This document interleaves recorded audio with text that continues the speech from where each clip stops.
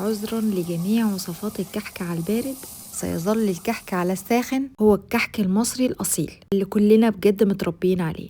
تعالوا نشوف الطريقة مع بعض. مبدئيا كده انا استخدمت دقيق سنبلة الفرات للكحك والبسكوت، اخدت منه كيلو زي ما شفتوا كده، حطيته في طبق واسع وبدأت احط عليه معلقة من ريحة الكحك ومعلقتين 3 كده من السمسم، ويفضل يكون السمسم ده محمص. حطيت رشة ملح، يعني ذرة ملح حرفيا، ومعلقة سكر بودر. بدأت ان انا اقلب المكونات الجافة كلها مع بعض بالشكل دوت، وجبت 550 جرام سمنة، يعني نص كيلو زائد 50 جرام، وحطيت السمنة على النار علشان تقدح. بعد كده زي ما شفتوا كده عملت حفرة في النص ونزلت السمنة بالشكل اللي انتوا شايفينه ده.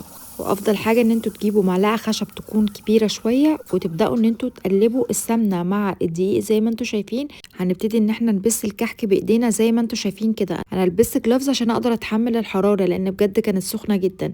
وهتفضلي تبسي تقريبا مش اقل من 10 دقايق خالص لحد ما توصلي للنتيجه اللي انت شايفاها دي. العجينه بتبقى ناعمه جدا جدا وشاربه السمنه كويس قوي، وذرات الدقيق كلها وصلها السمنه. ودلوقتي هحط السوائل، وهي عباره عن نص كوبايه ميه تكون دافيه، وحطيت عليها معلقه صغيره من الخميره ومعلقه سكر. قلبتهم كويس قوي قوي وسبتهم 5 دقايق، وبدات انزل بيهم على الكحك بالشكل ده. وهنا بقى التركايه المهمه جدا، بسينا الكحك في الاول على قد ما نقدر عشان احنا هنا مش هنعجن خالص، احنا يا دوبك بس هنشرب الدقيق ده الميه اللي احنا حطيناها، يعني هنقلبه كده وهنلاقيه هو بيشرب من نفسه، مش هنعجن اطلاقا، لاننا لو عجنا في المرحله دي احنا بجد بوظنا العجينه. وهنا بدأت أكور كده كورة وزنها 25 جرام، لأن أنا هعمل هنا كحك سادة. كحك السادة بعمله 25 جرام، لكن طبعا المحشي بعمله 20 جرام والحشو بتاعه 5 جرام. هنا زي ما انتوا شايفين بدأت أنقش الكحك بقى النقشات مختلفة وحلوة جدا. بجد يا جماعة مرحلة نقش الكحك دي جميلة قوي، بس لولا بس ان انا صباعي فيه مشكلة مش قادرة اقول لكم. يعني هو صابع صغير ومكسور، بس حقيقي بيفرق جدا جدا. وانا بشتغل والله كنت تعبانة جدا، بس انا مضطرة ان انا اشتغل لان الصفحة هتقع لو انا ما نزلتش وصفات جديدة. زي ما انتوا شايفين بقى النقشات مش محتاجة شرح، انا يعني مش عارفة اشرحها لكم بصراحة. زي ما انتوا شايفين كده بعمل نقشات مختلفة وبحط في الصينية قدامي. ده بالنسبة للكحك السادة. انا علمت الكحك السادة ان هو يبقى منقوش علشان كنت حابة ان انا اعمل كل نوع كده بشكل مختلف.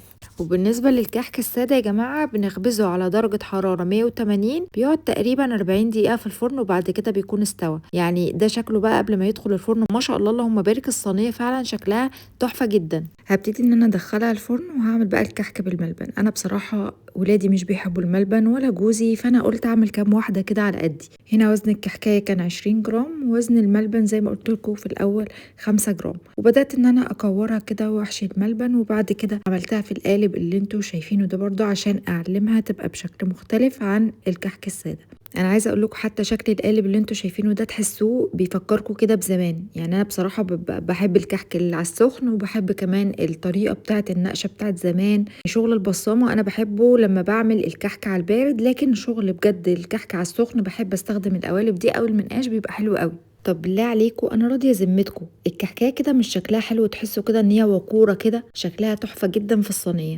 هدخلها الفرن على درجه حراره 200، لان الكحك بالملبن لازم يتخبز على درجه حراره عاليه. وطبعا الكلام ده للكحك بالعجوه والكحك بالملبن والكحك المكسرات، علشان هو بيستوي اسرع من الكحك اللي بيبقى ساده، لان طبعا الكحك الساده بيبقى كله عجين، لكن الكحك الملبن بيبقى فوق وتحت بس وفي النص حشو، فبالتالي احنا مش محتاجين وقت طويل للتسويه. وهنا كنت بعمل الكحك بعين الجمل، وزي ما شفتوا برضو كنت بعمله بقالب مختلف بشكل مختلف علشان اعرف افرق بين الحشوات. ويوسف عمل الكحكايه الصغيره دي وصمم ان انا احطها في الصينيه. هندخلها بقى الفرن وتعالي نشوف النتيجه النهائيه للكحك بتاعنا ده. الكحك الساده ما شاء الله اللهم بارك بعد ما اتخبز شكله جنن بجد، ولونه تحفه جدا من فوق وبرضو من تحت. بصوا اللون عامل ازاي، ما شاء الله اللهم بارك.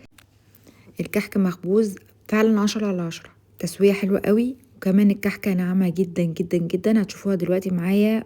بصوا ده كحك الملبن، شايفين ما شاء الله اللهم بارك. هبتدي ان انا اقطع لكم واحده كده اوريكم الملبن من جوه. طبعا الكحك ده بعد ما برد، يعني الملبن ما كانش سايح، لكن الملبن ما شاء الله فيه مطه حلوه جدا. بصوا شايفين الملبن مستوي كويس مش شادد، لانه طبعا ملبن مخصص لحشو الكحك، يعني بيبقى نص سوا قبل ما نحشي بيه الكحك. وجاءت اللحظه الحاسمه، نحط بقى السكر البودر عشان اوريكم شكله تحفه بجد يا جماعه، والله العظيم شكله بجد حلو قوي. فكرني بكحك جدتي كده او كحك ماما الله يرحمها.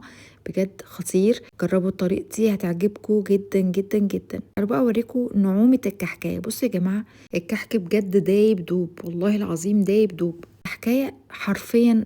ايه ده، ايه ده بجد، تحفة تحفة تحفة. وهذا هو كحك عين الجمل، برضو تسويته حلوة جدا، وعين الجمل ما شاء الله مالي مركزه جوه. اتمنى الوصفة تكون عجبتكم وتكونوا استفدتوا منها. كنت معاكم زينب زياد، والسلام عليكم ورحمة الله وبركاته.